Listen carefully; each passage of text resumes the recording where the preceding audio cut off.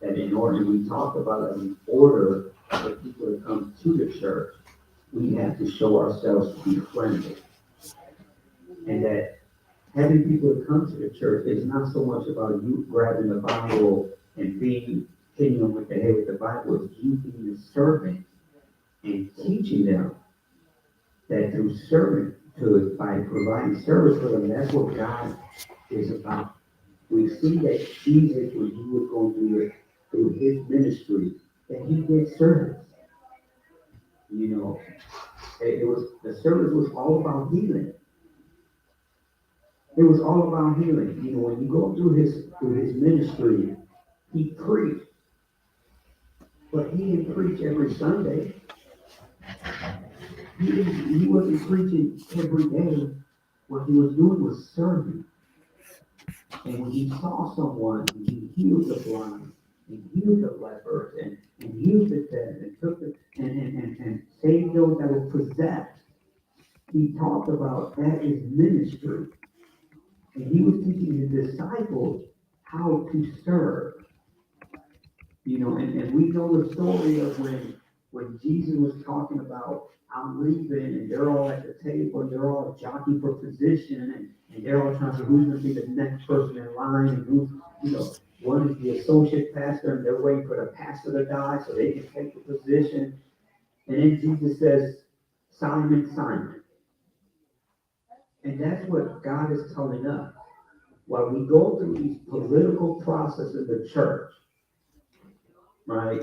While we going through this, and I was thinking, Coffee and I were talking about politics and process and how people put things in place, and Robert, we spoke as well about how people just try to jock themselves in position. They want the crown, but don't want the cross. You know, they want to have the name, the title, but don't want to sacrifice and don't want to cry, don't want to be broken for that position. You know, and that's the thing, that as men and women of God, we have to be ready to be broken, to serve. You can't serve and be a great servant with an attitude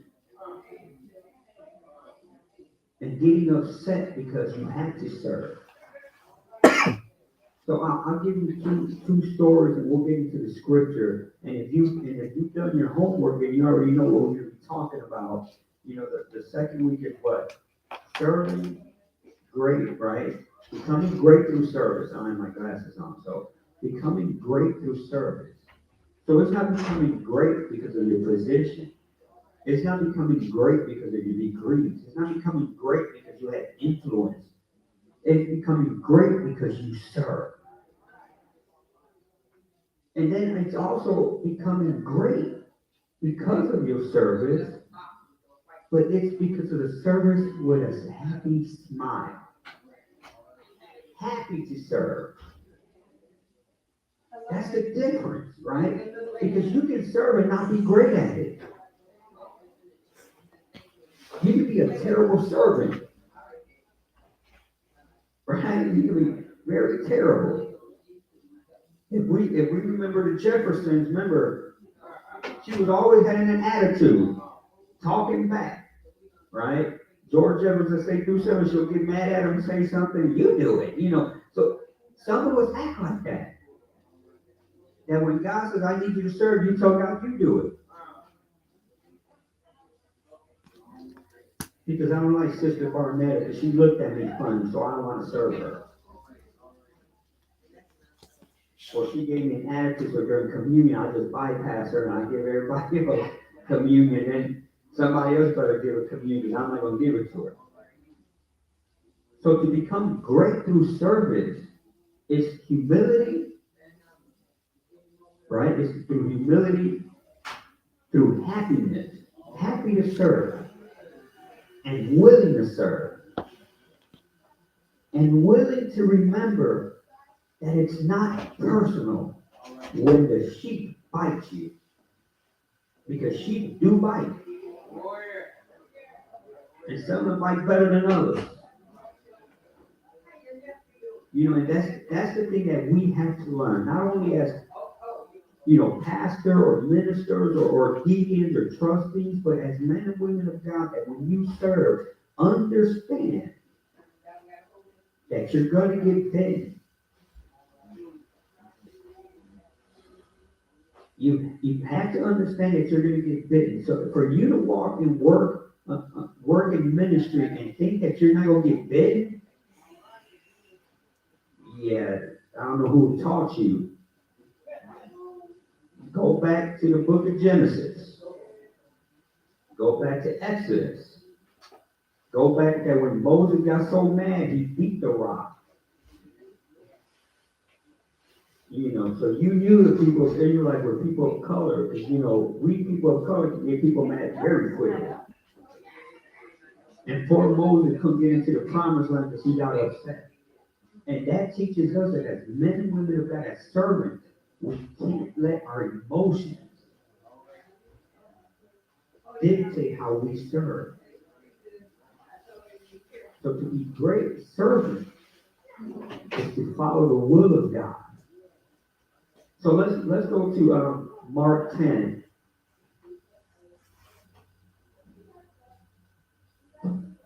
Mark 10, 43 to 44.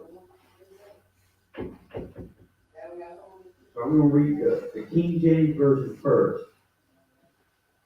And then we'll do the New Revised Standard Version, so you can see the various translations. Okay, so King James Version. But so shall it not be among you, but whosoever will be great among you shall be your minister. And whosoever of you will be the chiefest shall be the servant of all.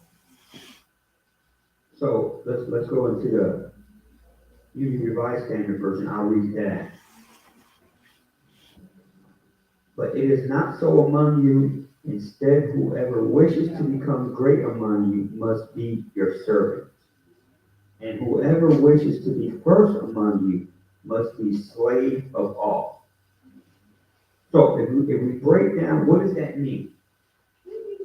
Just in general, to be great, you have to serve.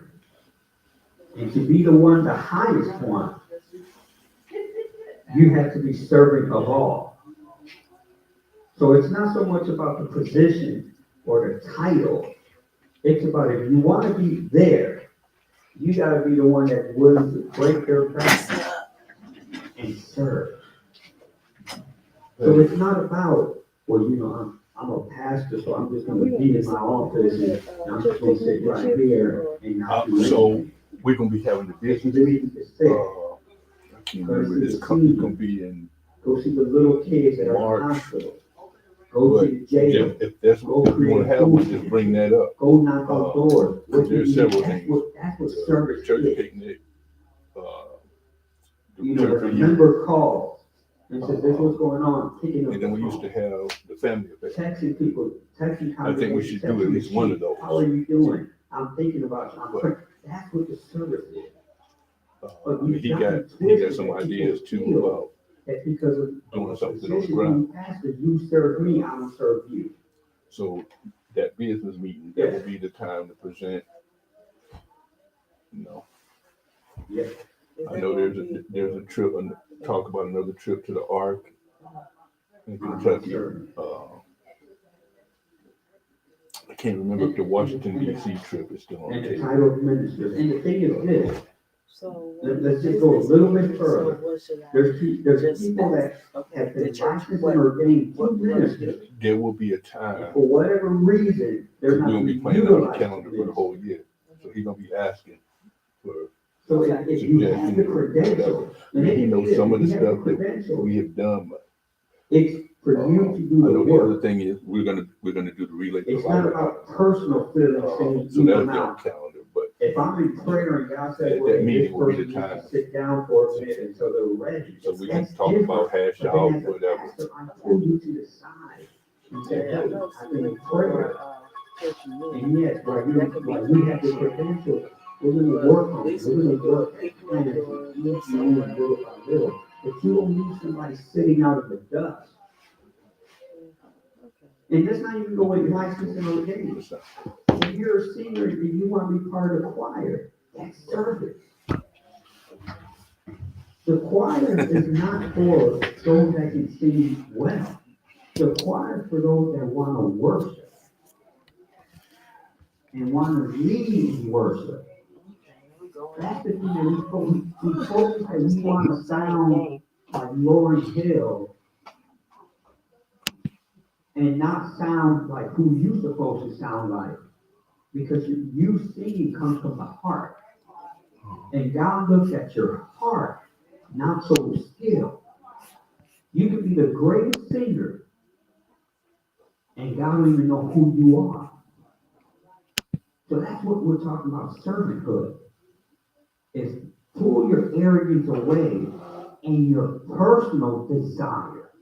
Now, there's nothing wrong with having a personal desire to be closer to God and to serve with God and to serve God and his people.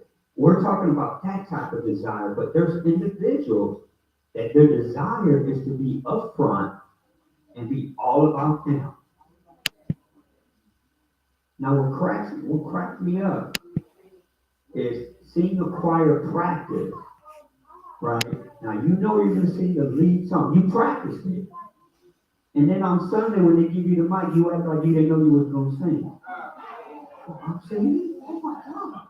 Girl, you knew you were singing. Stop faking it.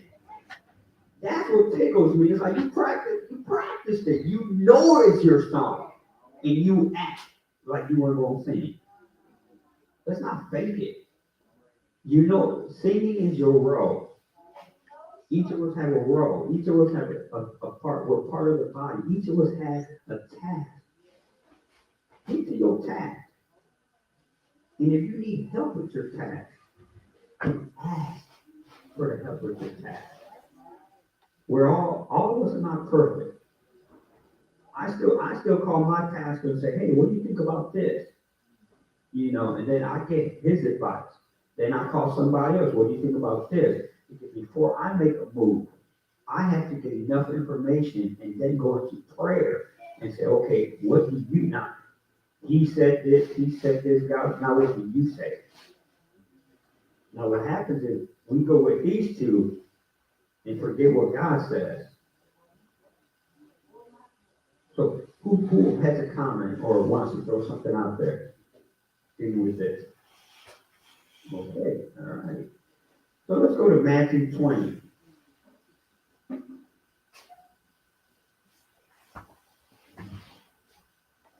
Notice I'm keeping you in the New Testament.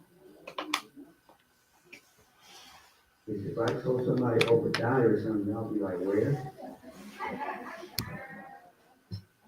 So while we're looking at from Matthew 20, I'll tell you a story that I heard a young man tell me when we're talking about ministering and talking about being, a servant. Young man told me, I want to be a pastor because I want to make it my career. And I'm sitting there like, a career? Well, I see Bishop so-and-so and, he's driving a Rolls Royce. No, we got some bishops in Chicago that they drive a Rolls, but it's not because of ministry. It's because they own businesses and they own it, they got at that level. But people see you and automatically assume that it's a church. We had one pastor that had a Rolls Royce, but he got it because he had got money from the state to run an after-school program. So you know where the money went. It didn't go into the community. It went to himself. He got indicted because people at his church was like, wait a minute, we're starving and you driving around in the road. So that tells you he wasn't too bright. Because if I was going to do something, I would have drove the roads through the neighborhood. I would have just kept the roads and drove it somewhere else and drove it. Anyway, that's the part of arrogance. That's when you become too arrogant in thinking that someone can do that. So let's read verse 20, 25 to 28. So, but Jesus called them unto him and said, ye know that the prince of the Gentiles exercise dominion over them, and that they are great exercise authority upon them. But it shall not be so among you, but whosoever be great among you, let him be your minister. So we go right back to the word minister, right? And whosoever shall chief among you, let him be your servant. So now we're seeing the same thing that we read in Mark, right? So remember that, Matthew, Mark, and Luke, all part of the synoptic gospels. They all tell the story of the ministry of Jesus. They just tell it in a very different way, but they all tell the same story. So, and the reason that we're doing Mark and Matthew is for confirmation. If we read it in Mark, it's going to come in Matthew, and it'll come in Luke.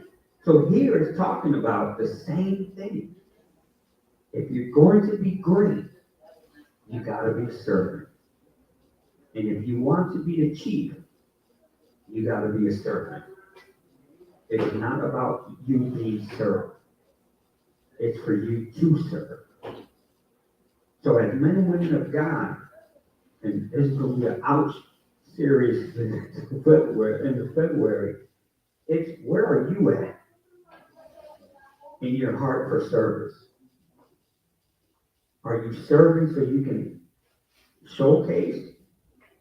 Are you serving so you can take pictures and put it on social media that you're feeding the homeless? So people can put a heart on your Instagram and say, "When you go, girl, God bless you, you're doing the work of God," but no one needs to know what you're doing but God. Because what you're doing privately, God will show publicly. Remember, Psalms 23, I will prepare a table in front of my enemies. Let him showcase you, not you showcase yourself. And that's the problem that we're having in the Christian church, that we want to showcase who we are and not showcase God. Or we're quick to say, I go to this pastor's church. When did that church become the pastor's name? Right? Or I attend, Bishop so-and-so church. Oh, okay, you go there. But he don't even know who you are. Let's be honest. Because for one, you're not serving. Second of all, everybody's going there because they want to have clout. They're not going because they want to truly be fed. Because if you're truly fed, the Spirit will give you discernment to say, I'm not being a servant here. I'm serving somebody, but that person's not serving us. So that's what we need to look at as well. How are you being served? And you have to go into prayer and ask God, am I being fed where I need, how I'm supposed to be fed? Or if I'm just dying sitting in the pew. And it's not leaving the sanctuary or leaving the church because of personal feelings.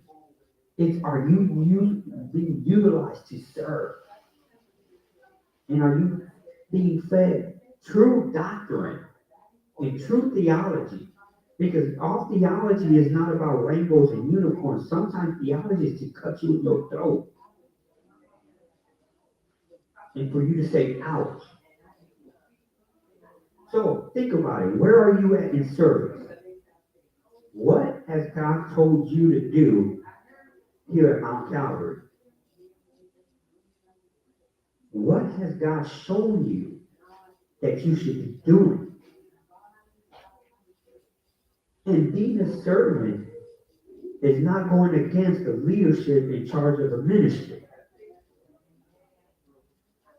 If you're an usher and you don't like how an usher president is doing it, it's not for you to go against the leader at that point. It's for you to go in prayer and ask God, show me how to be better in this situation.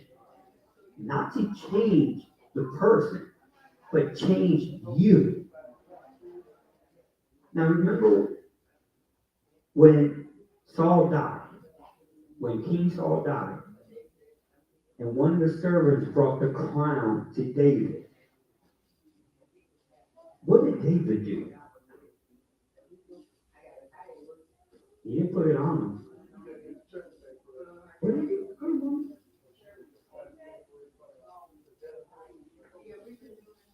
Well, not after that. After that. No, after that, when the servant came and brought the crown to David, that servant was killed.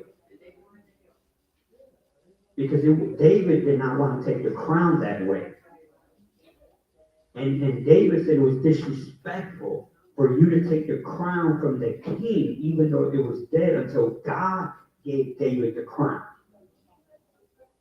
So you bringing a message, thinking that's good news for somebody else, and you're bringing damnation to yourself. Sometimes being a servant is understanding the role that you play. And being someone in leadership is having the wise to be wise, and when it's time for you to touch it, and when it's time for you to just let it go. Sometimes ministry don't grow because you don't want to let it go. You want to keep serving and your time is done. So it's understanding that being a servant is when it's my season. Right? Because here it talks about, if you want to be great among everyone, you have to minister and in service. If you want to be the chief, you have to be a servant to all. But at some point, chiefs die. Kings lose their position. So it's understanding to say, okay, God has brought me to this season. Let me step back and mentor someone to take the lead. Moses did it to Joshua. Elijah to Elijah. There's a way of mentoring. Timothy, he was taught. So servant is to understand your place. And when you're done serving, you step back. Doesn't mean you stop worshiping. It just means let me step back and let someone else come forward.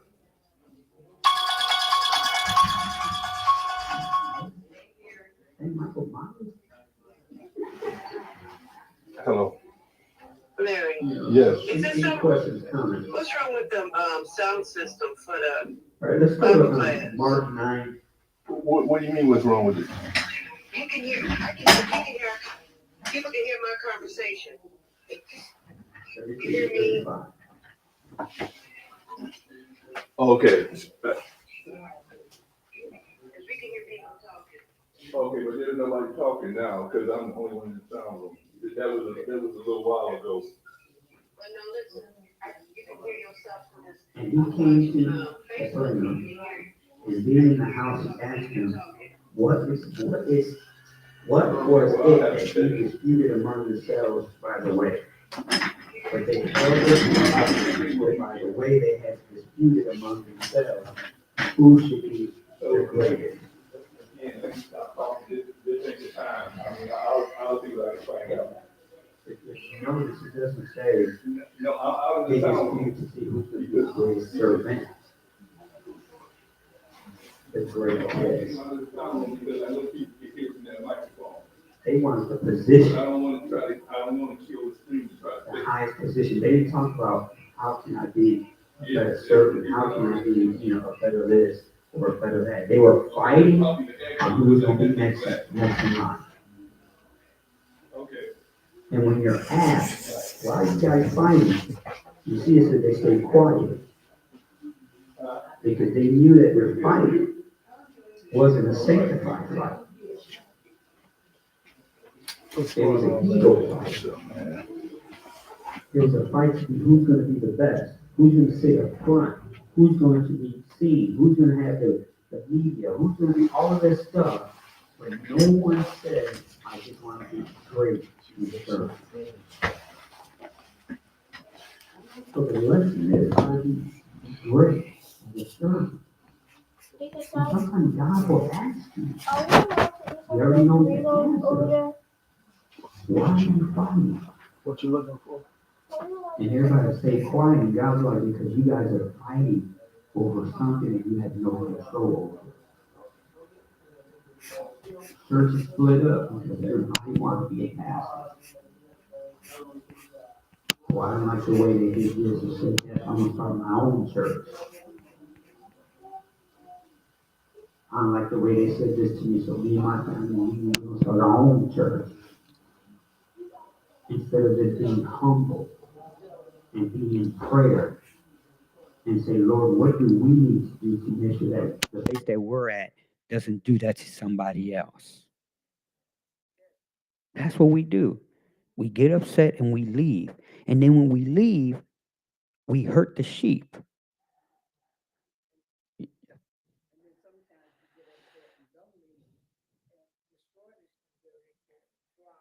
Mm-hmm.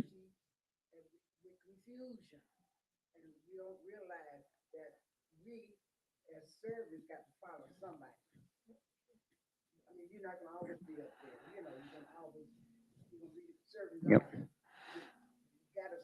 You're always got to answer to somebody, and you always have to make sure that either you're being served by listening, by being humble, that you're trickling down and serving to somebody else. So I'll tell you this story. So within my fraternity, I'm a chapter president. So I'm a president of our chapter, but I'm also the deputy district director, um, which means I'm the third highest ranking in our fraternity for the state. But I don't tell everybody. People want the position. Like I had someone say, "Well, I want to be president because I'm sitting at these tables and going to these things." But then they realize they get a call at 2 in the morning. There's a report that they have to do. Like today's Wednesday, you get a call at 2 in the morning. Oh, we need this report by 9 a.m. Then they realize that you have to be at all these meetings, all these phone calls. If someone gets upset from up here, everybody's getting it. Then they say, "I don't want to be president." You stick with it. Yeah, because I that's what I like to do, but I've learned that that's what I do and that I love what I do and I'm a servant. There's times that you don't get recognition. There's times that you're just there, that you're like Lazarus, seen and not heard. And sometimes you're not even seen. And as men and women of God, we want to get into this concept that we have to be seen and heard all the time. And when you don't get acknowledged, you get upset. Oh, I picked up a piece of paper from the floor. Well, you're supposed to do that anyway. It's your church. It's your home. So I got to acknowledge you because you picked up a piece of paper. And then if I don't acknowledge you, then you get upset. And then you say, well, I'm not doing it. I just let it sit there. Well, then you're the one that's going to look nasty because when a guest come, the first thing they're going to look is like, man, there's paper all over this church. And then not only have you been, now everybody looks the same. It's like the choir. If somebody's off, it's not that one person that's off.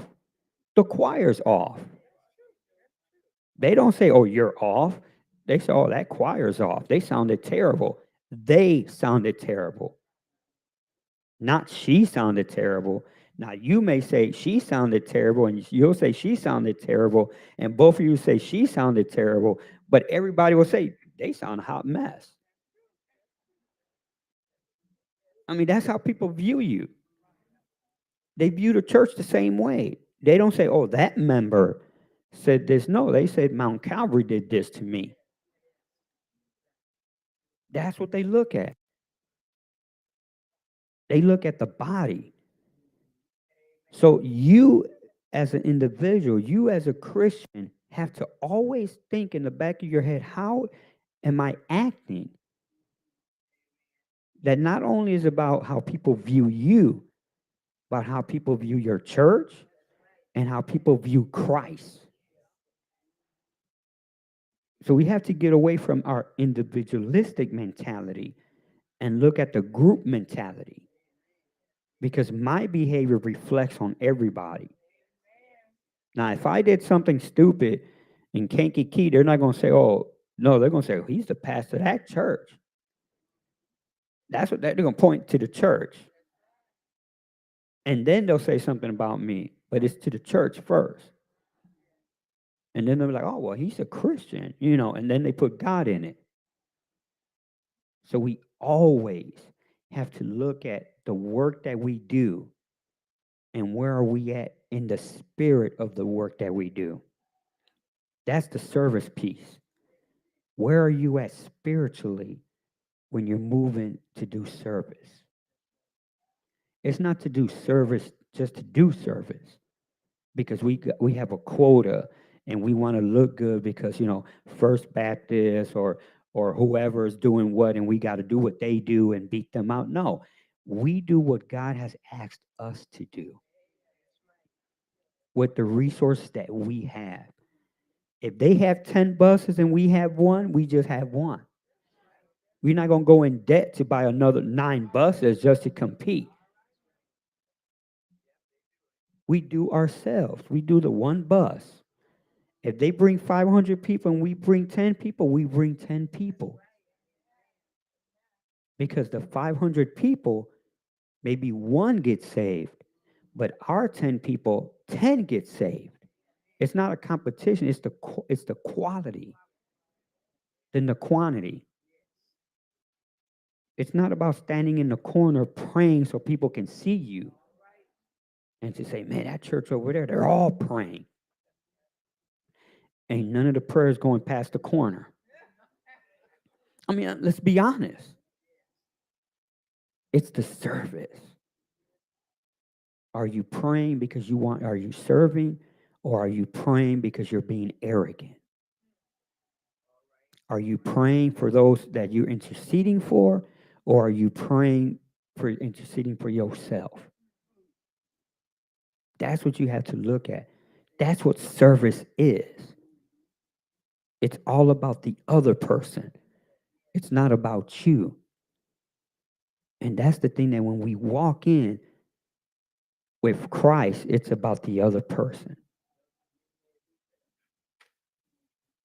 And then even sometimes with that, you don't even love yourself. And if you don't love yourself, how can you love somebody else? So you have to evaluate how God loves you, how you love yourself, for you to love somebody else. If you don't believe that God loves you and you don't love yourself, you can't love nobody else. That sounds like an old R&B song. But anyway, I'll leave that alone. But that's the thing that we have to look at. We've already seen 2 scriptures that talks about being a servant, right? Well, 3. Let's go to Luke 22.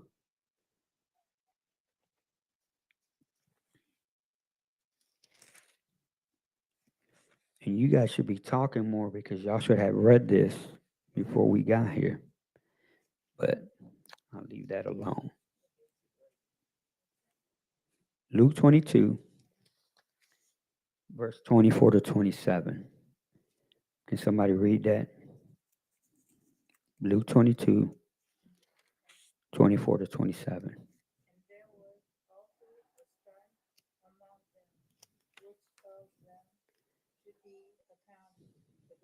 Mm-hmm.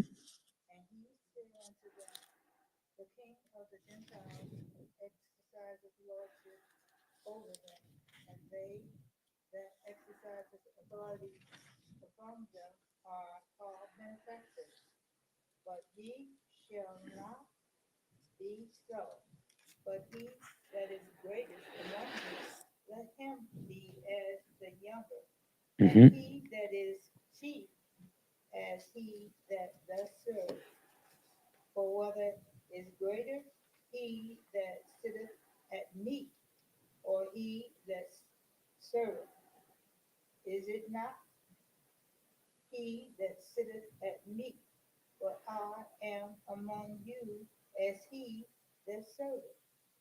Okay. So if you see, it goes a little bit further, right? So, so 24, and I'll just read it back down. And there was also a strife among them, which we talked about earlier, right? We talked about Mark. They talked about that. Which of them should be accounted the greatest. So it was basically which one of them should be the great among each of them. Then he said unto them, the king of the Gentiles. Now, who's the king of the Gentiles? Exercise lordship over them. What does that mean? The king of the Gentiles, non-Jews, right? So that can be Romans, that can be anybody, from there. That he's basically saying that those that are in leadership have authority over this group of individuals, right? Lordship over them, and that they exercise authority upon them are called what? Benefactors, right? What's a benefactor?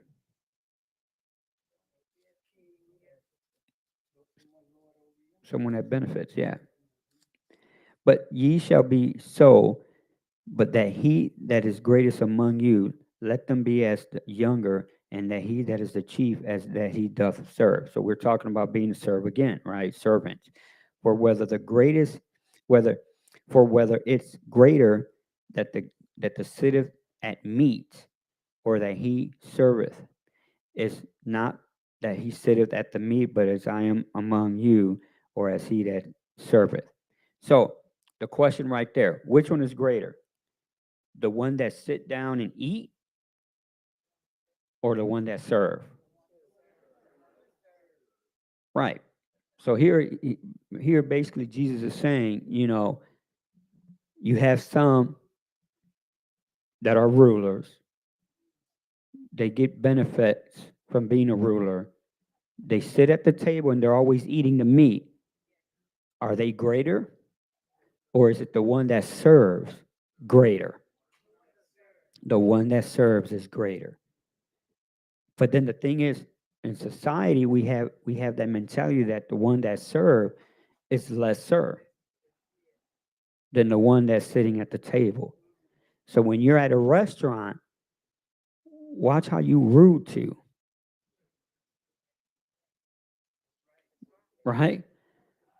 Because the one that serve, even though they're getting minimum wage or they're getting tips, they have chosen to serve, or that's the only role they can have based on their situation.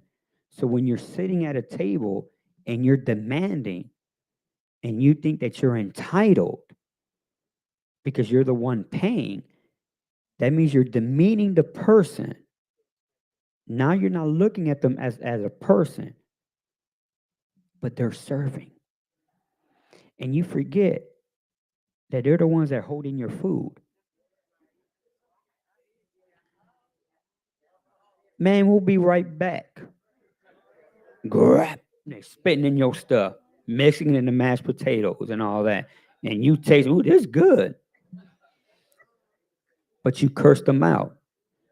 You disrespected them. So that's what I'm saying, that you have to always have the mentality is who's greater. But we've gotten into this mentality in society that if you hold the degrees, if you're bringing the revenue, doing this, you're greater than all those that are beneath you. But if you're the CEO, you're the CEO, but you got people working for you that's keeping you in that position.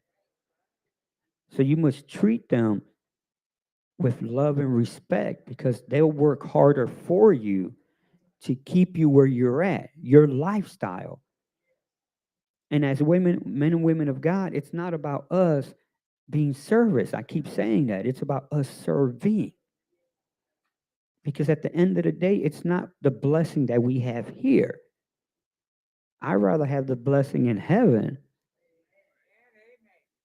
than having the blessing here, and then I'm looking up asking for water,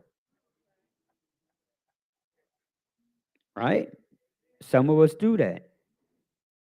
We focus so much up here, of getting everything here, that we forget that we can lose our souls because of the arrogance, because you think that you're better, because I mean, it's all of these things because you've forgotten what God has taught us. Throughout Jesus' ministry, he shows us how to be Christ-like. He shows us to be compassionate, empathetic, loving, teaching, empowering, building, healing, having faith. He teaches all of that. Final act of service is sacrifice. He sacrificed himself. The final act of service is love through sacrifice. And since we're on Valentine's Day and everybody focus on love, that's the biggest love. It's giving himself to everyone else. So what have you given to somebody else? Looking at this day, what have you given? What love have you given? What sacrifices have you given? What service have you given? Those are things that you have to look at as we go through this lesson. It's really more about it's all about looking within yourselves. It's not so much about, okay, here's the scripture and it talks about the greatest and the service. It's like, okay, where do I take this and how do I apply it to myself? Am I where I'm supposed to be? And if I'm not where I'm supposed to be, how do I get where I'm supposed to be? What conversations do I need to have? Where do I go biblically to know what I need to do? And the Bible tells you, even through Matthew, Mark, and Luke, it talks about discipleship. It talks about being a servant. It talks about humility. It talks about loving. It talks about being non-judgmental. It talks about just sacrifice. So that's the part of servanthood. It's all of those things. Let's go to John.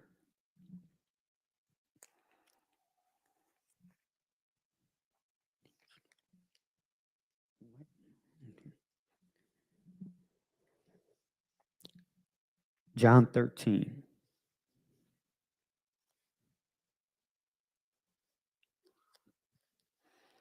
Now this one's a long one. 1-17. John 13, 1-17, and I will read that.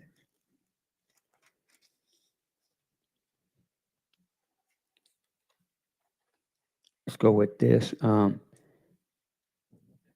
This is the washing of the disciples' feet.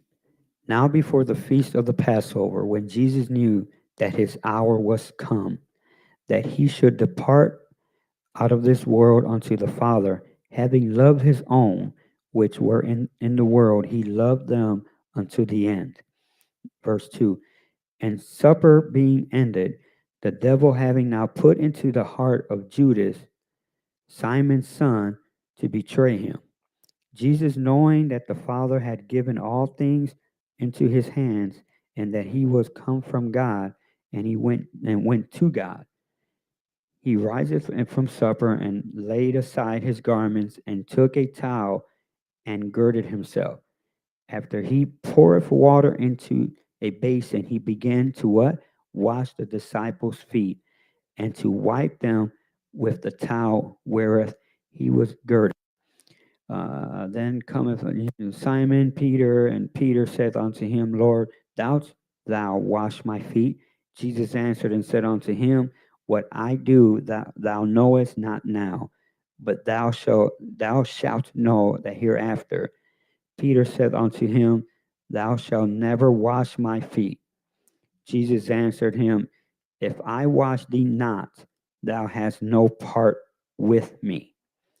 Simon Peter said unto him, Lord, not my feet only, but also my hands and my head.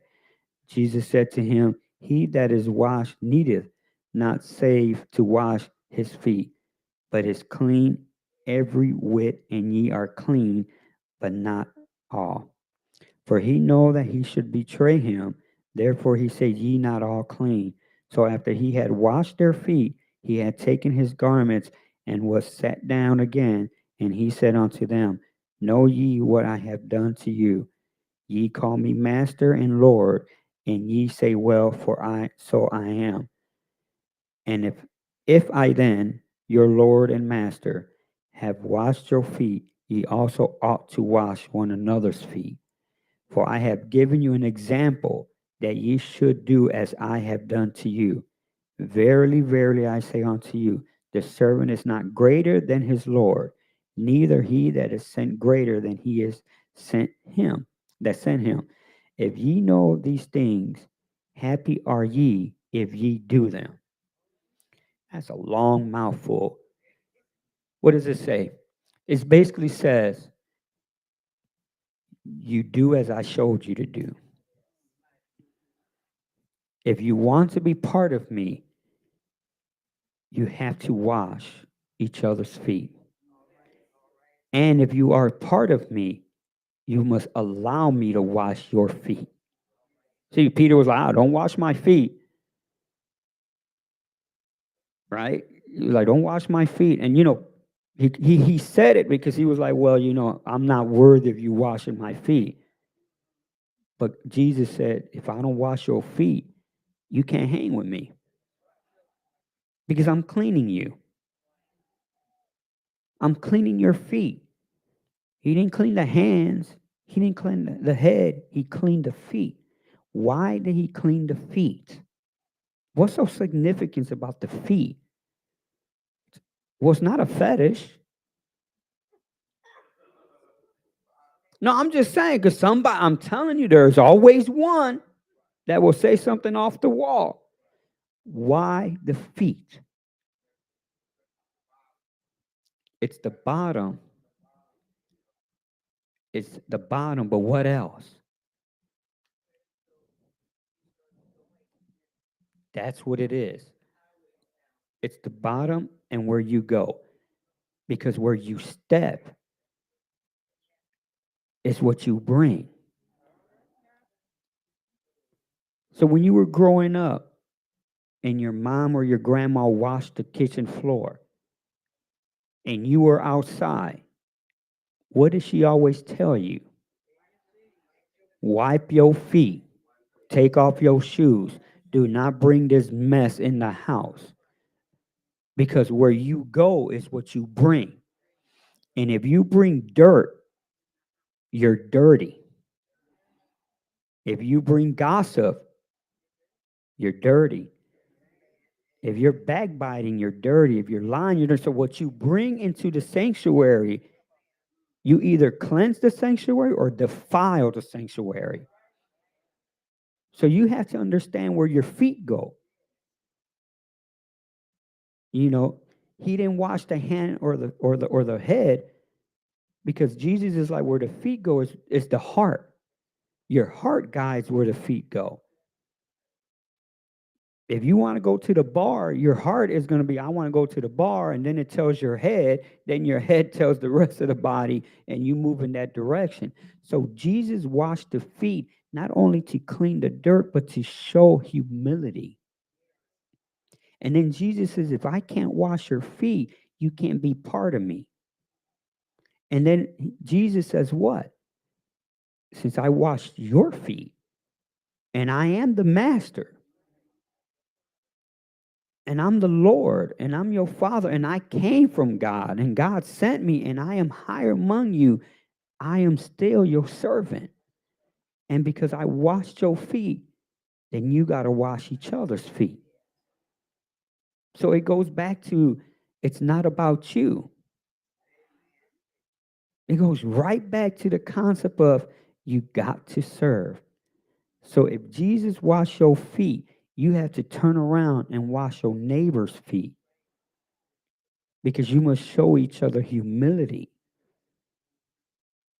You must be humble, and you must be a servant, because that takes the arrogance when you're on your knees and you're washing somebody's feet, that is saying that no matter what we have going on, no matter what you said about me, no matter anything, I am humble to wash your feet.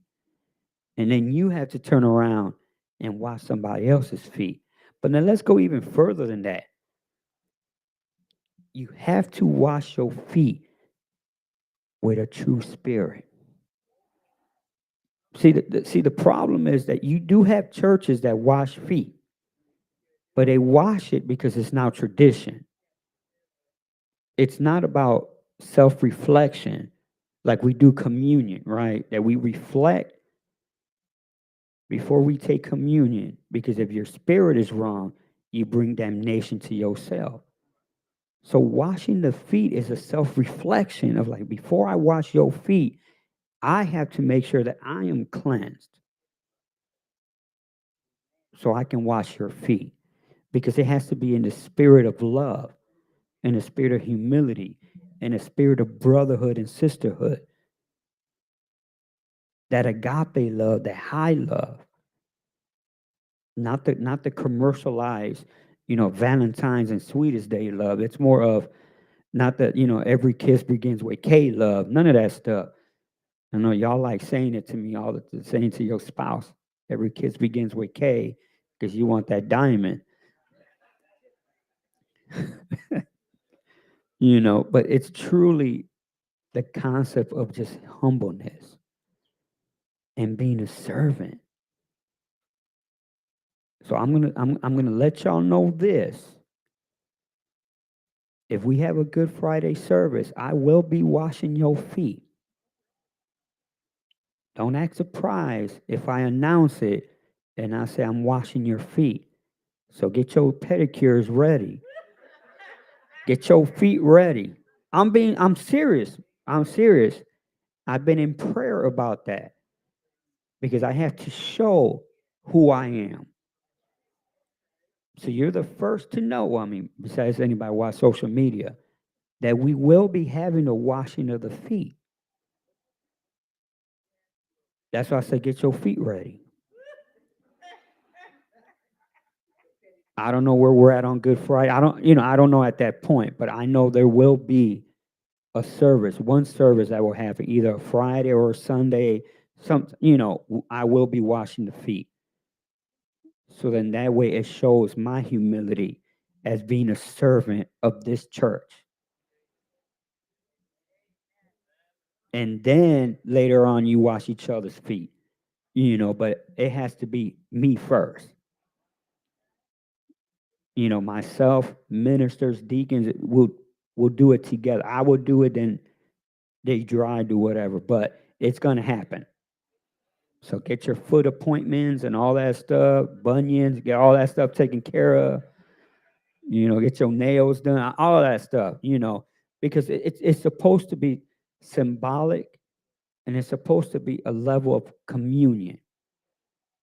It's not only taking the bread and the wine and saying this is, do this in remembrance of me, but it's leading up to that because Jesus washed the feet first, then had communion, then he sacrificed himself. So I'm going to wash your feet. We're going to have communion, but I'm not getting on the cross. I'm telling you that right now. Because I'm on the cross all the time anyway, because that's the role of being a pastor, is always being sacrificed and always being taking the hit, so we will be doing that, but we'll do that later on. But any questions? It's 7:50. Any comments? Come on now. This is some deep information. You should be thinking about, okay, where do I go? Yes. Yes. It's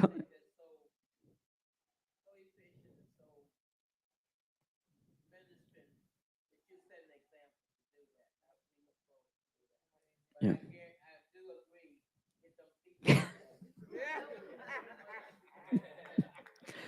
No, I mean the thing is that at the point, this is what has happened.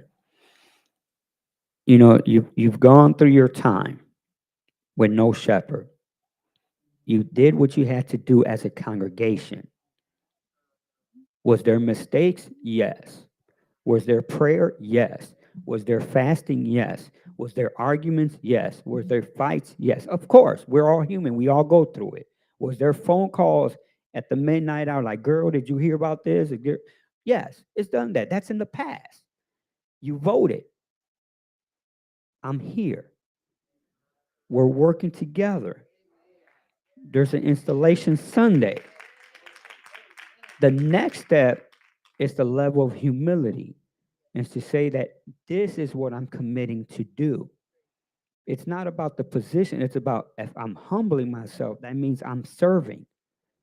And my role as a pastor, and I'm always going to say it, is to guide, to push, and to prop you, but to protect you.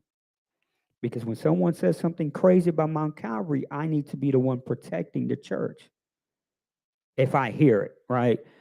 But that's what my role is to protect you from outside enemies and from inner enemies. And sometimes the inner enemy is yourself. I'm not saying inner enemies of inside the church. It's sometimes you self-sabotage. And if I see you self-sabotaging, I need to pull you by the collar and say, let's have a conversation. Why are you self-sabotaging yourself? Because we've done it at work. When we know that we were going to leave, right? When you made up that mind, like I'm quitting, I'm out of here, you start what? Self-sabotaging. You check yourself out. There's a meeting, you're not even paying attention because you've already made the decision that you're leaving. Your productivity is not being better, it just stops because you've already made your decision, you're leaving. So you're just doing just the minimum so you can throw that surprise resignation letter. If you do that, you may not even come the following Monday and cause I won't be back. So if I see that, I have to pull you.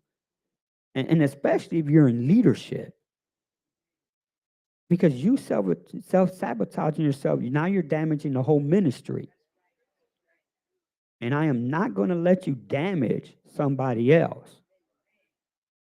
If you're damaging yourself, we'll have a conversation. But I'm not going to let you damage somebody else.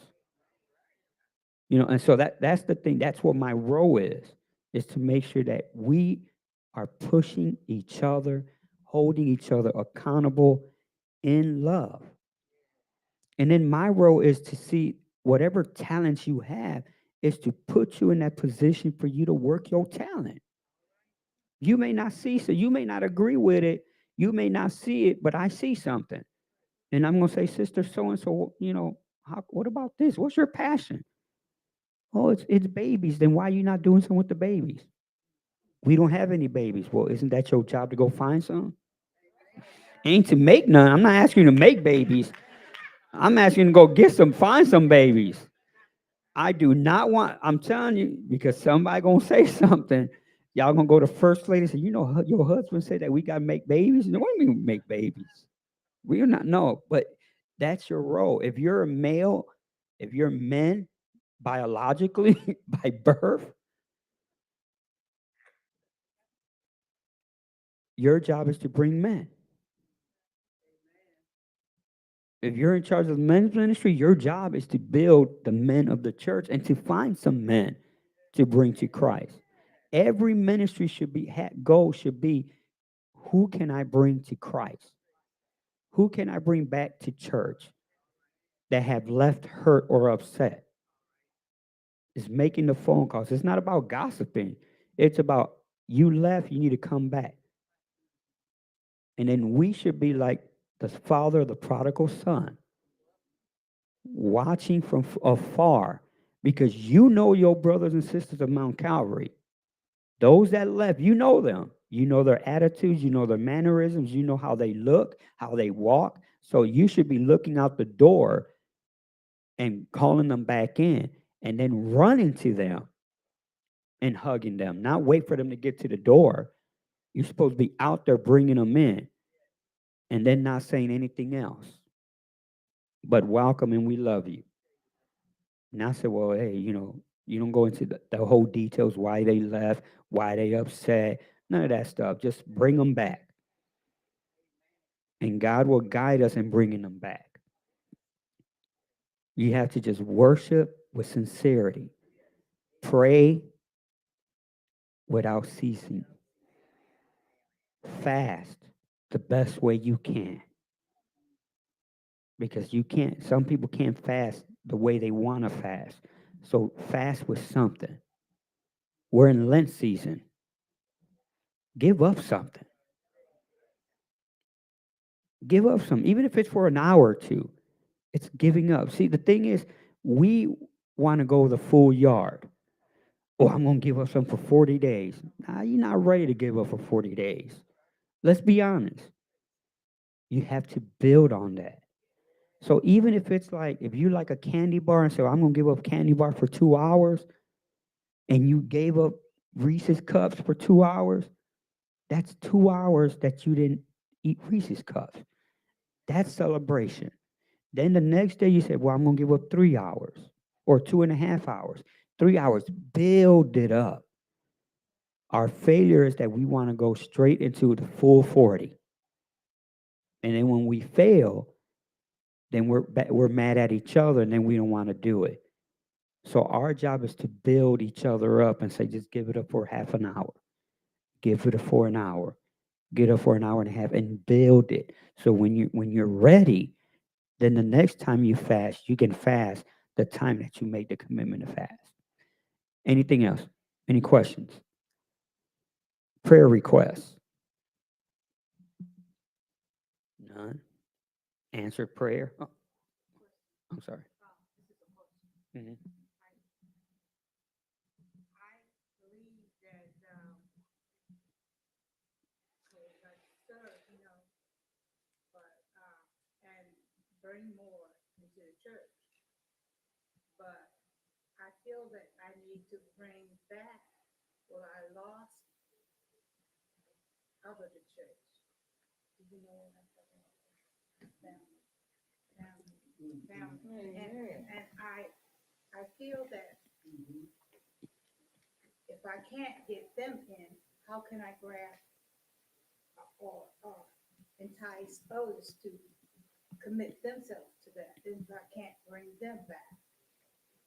Well,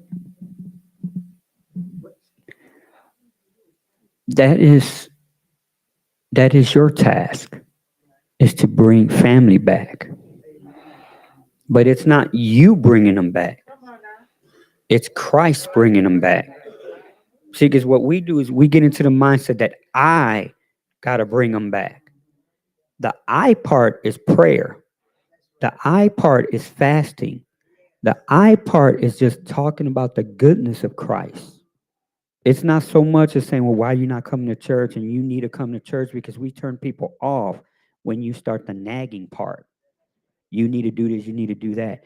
All you have to say is, I love you. Why don't you give me one day? Remember, use my line. Give me one day. Can you give me one day? And then let them give you one day. And that's it. Don't be like, oh, give me a second game. One day.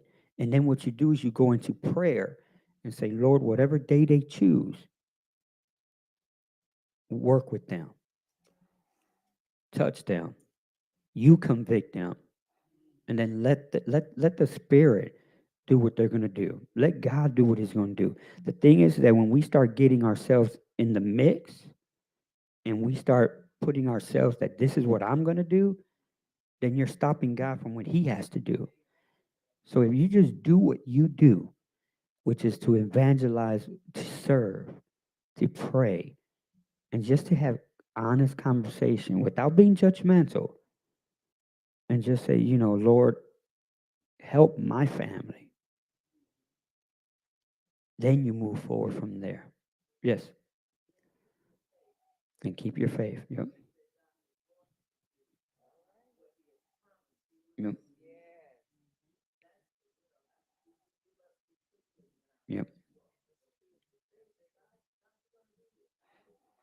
And the thing is, the the devil knows that. You got to remember that the only power that the devil has is influence. That's all he has.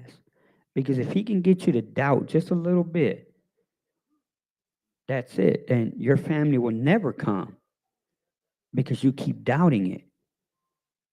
If you just stay strong and stand in faith, and yes, it may not, it's going to be a struggle, it's going to be a battle back and forth. There's going to be storms, there's going to be times that you're about to doubt. But if you just stand on your faith, God will move the way he said he's going to move. But he's waiting for you to take your first steps. That's all it is. Anyone else? Yes.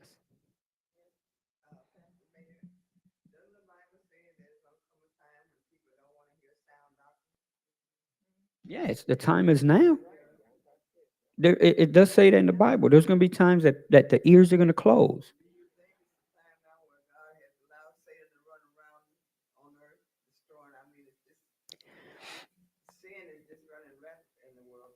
God has allowed Satan to run around from the beginning of time. It's gotten to the point now that we're able to see more because of social media, because of the internet, because of, back then, we didn't have telephones, we didn't have social media. If I wanted to talk to Evangelist James, I had to get on a horse and go 8 miles down on a horse just to tell her the news. Now it's so it's right in your face right now. And the book of Revelation says as the end times come, you're going to see these things happening. You're going to see famine, you're going to see war, you're going to see all of these things, you know. So, yeah, it's open because it's supposed to happen. And you're going to see a lot more. And you're going to have people in the church that's not going to want to hear sound doctrine. They want to hear prosperity doctrine. That they want to hear doctrine of inclusion, which means that they want to break every rule of the Bible and that they want you to accept it.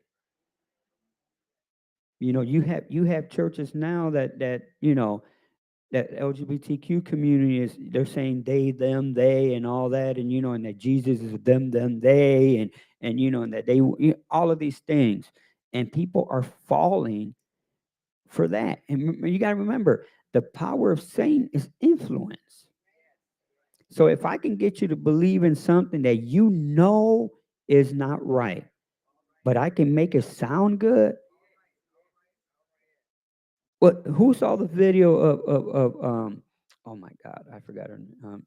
Shirley Caesar, when she was at the church and the pastor says, "Oh, I want to introduce my husband." And she was like, "Husband?" What I mean? They showed her face. She was on the stands and they showed her face. And she was like, "Did he say husband?" You know, it has gotten to the point that churches are just being accepting of everything.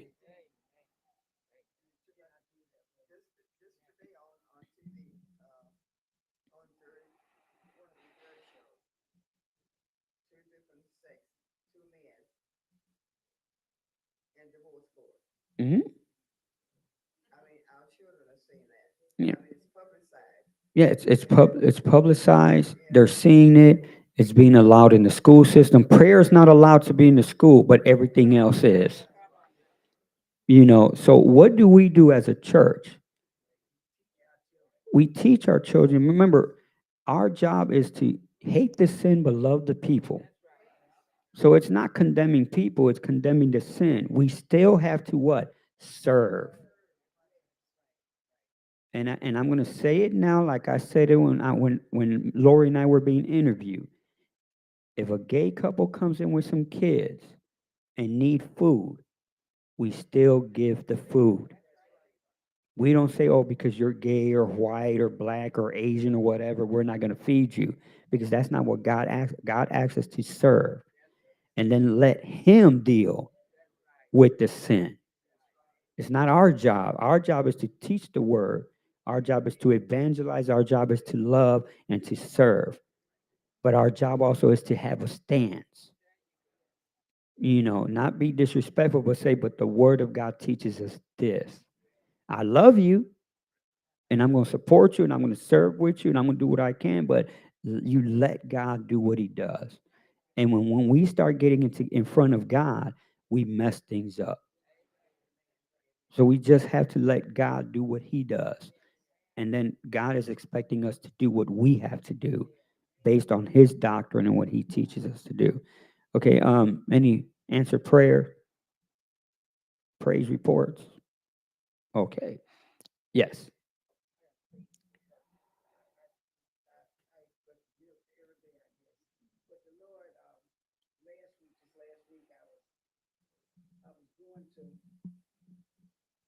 My car had ran hot.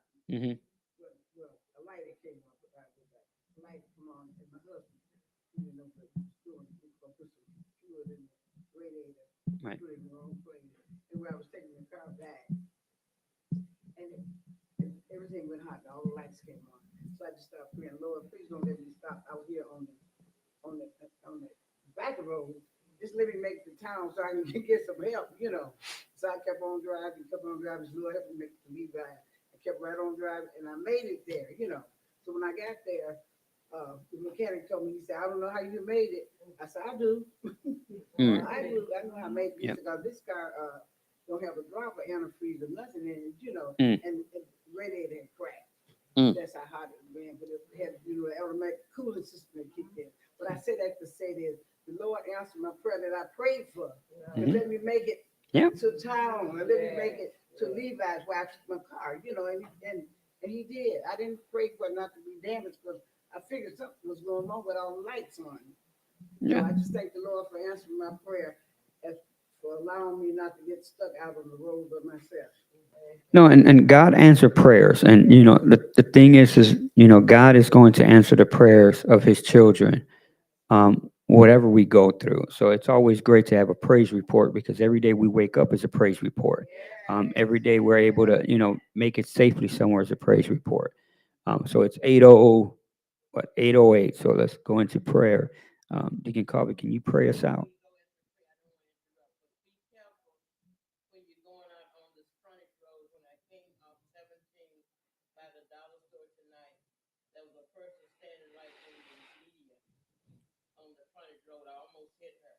Mhm. So when you go out, put your lights on bright till you get on 17. Okay. No, thank you for that. And be careful of wherever you go, because right now we are at a time and place that people are going to do crazy things. If you heard about today, Kansas City Chiefs was supposed to have their Super Bowl parade, and somebody start lighting it up. So please, yes, be careful, and ask God for protection, not only for yourself, but for those around you and for those that don't know God, to intercede for them as well. Deacon call.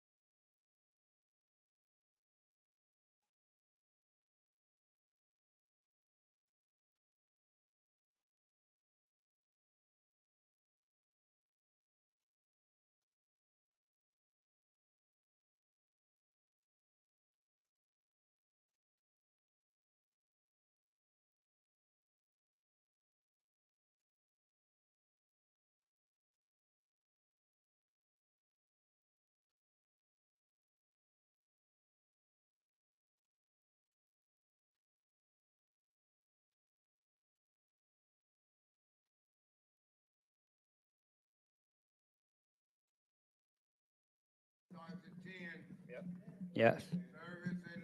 At 11. Dinner starts at 1:30.